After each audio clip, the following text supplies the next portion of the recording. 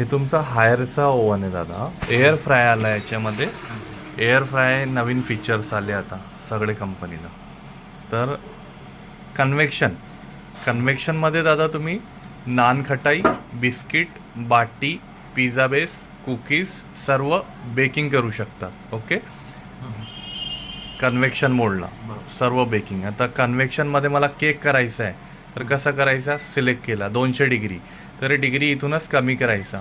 190, 180, 160 असे कमी जास्त करू शकता. 180ला केक, नानखटाई, बिस्किट, बट्टी, पिझ्झा बेस, कुकीजसाठी वेळ इथून द्यायचा.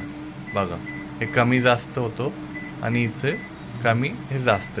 180 डिग्रीला केकला 20 मिनिट लागेल, नानखटाई, बिस्किट, बाटी, पिझ्झा बेस, कुकीजसाठी 12 मिनिट लागेल. हाय स्टॉपचं बटन आहे दादा, हाय स्टार्टचं बटन आहे. हा 30 सेकंडसाठी आहे. हा क्लॉक टायमर आहे, तुम्हाला टायमर क्लॉक लावायचा आहे ते पण यूज करू शकतात. कन्व्हेक्शन.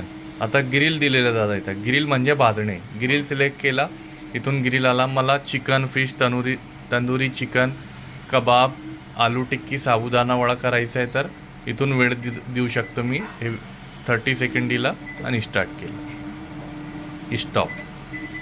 ग्रिल आणि कन्व्हेक्शनला दादा स्टील, मेटल, जर्मन, पितल, लोखंड, सोना, चांदी सर्व पॉट चालेल दादा. ग्रिलसोबत प्लस मायक्रो पण दिलेलं दादा. दोनदा सिलेक्ट केला की ग्रिलसोबत कॉम्बो होऊन जातो. मायक्रोसोबत यूज करू शकतो तुम्ही त्याला. हा स्टॉप केला. तसंच दादा कन्व्हेक्शन प्लस टर्न ग्रिल आहे, फिरणारा पण आहे. 200 डिग्री आली कन्व्हेक्शनला.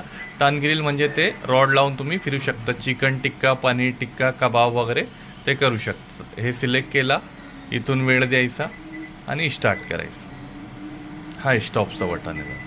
हा मायक्रो म्हणजे मायक्रो सिलेक्ट केला, 100 पॉवर.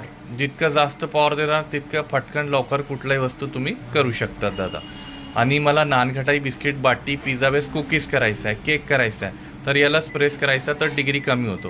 याला 30 डिग्रीला मी नानखटाई, बिस्किट, बट्टी, पिझ्झा बेस, कुकीज 4 मिनटाला करू शकता इथून वेळ देऊन आणि इथून स्टार्ट करायचं. हा स्टॉपचं बटन दिलेलं आहे. आणि याच्यामध्ये एअर फ्राय पण आहे दादा. एअर फ्राय सिलेक्ट केला, AF1. याच्यामध्ये जे आहे स्टील मेटल यूज करू शकता तुम्ही. एअर फ्राय स्टील मेटलला कनेक्ट आहे. इथून AF1 वगैरे दिलेलं आहे.